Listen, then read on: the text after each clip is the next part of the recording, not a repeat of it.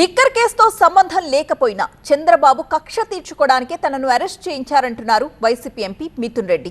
కూటమి ప్రభుత్వం ఎన్ని కేసులు పెట్టినా కూడా భయపడేది లేదని, మళ్లీ జగన్ ని సీఎం చేయడమే లక్ష్యంగా పనిచేస్తామని అంటున్నారు. ఇన్ని రోజులు జైల్లో పెట్టిన తర్వాత కూడా మళ్ళీ అదే మాట చెప్తా ఉన్నాను. ఎక్కడ కూడా అధైర్యపడే ప్రసక్తే ఉండదు. ఎక్కడ కూడా ఈరోజు పార్టీని ఇబ్బంది పెట్టినా వెనక తగ్గే ప్రసక్తి ఉండదని చెప్పి కూడా నేను ఈరోజు తెలియజేస్తా ఉన్నాను. 2014-19లో కూడా తప్పుడు కేసు పెట్టి జైల్లో పెట్టడం జరిగింది.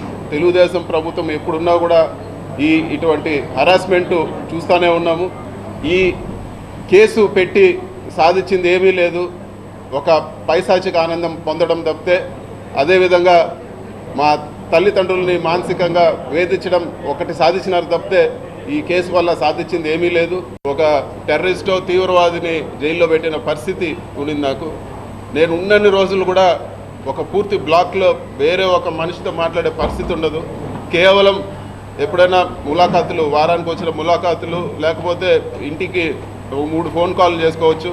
ఆ 3 ఫోన్ కాల్ తప్పితే ఇంకొక మనిషితో మాట్లాడే పరిస్థితి కూడా ఉండేది కాదు.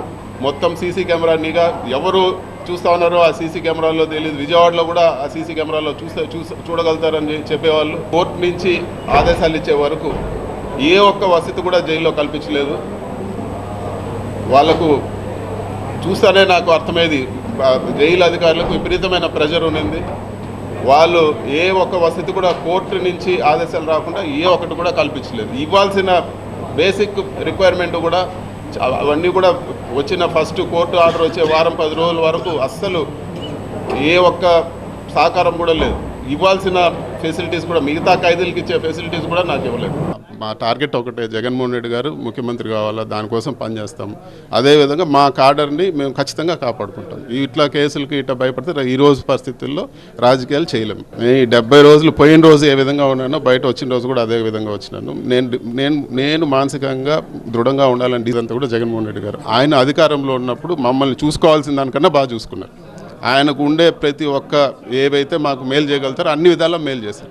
ఈరోజు అపోజిషన్లో ఉన్నప్పుడు ఆయనకు మేము అండగా నిలబడాలి. సో ఆయన నాకేదో చేస్తాడని నేనేమి ఇది చేయడం లేదు. ఆయన మాకు పూర్తిగా అన్ని విధాలా సపోర్ట్గా ఉన్నారు. సో ఆయన కోసం మేము ఎంతకైనా నిలబడాలని చెప్పి డిసైడ్ అయినాం.